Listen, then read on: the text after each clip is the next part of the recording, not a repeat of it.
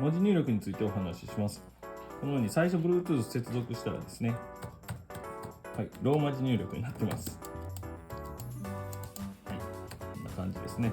で、次、コントロールとスペースを押すと、このように日本語かな、イングリッシュ、メールアドレスとか打ちたいときですね。はい、こんな感じですね。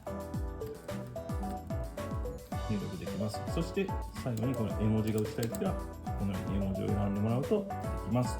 はい、で、その他詳しいことはですね、説明書の方を見ていただければ結構です。よろしくお願いします。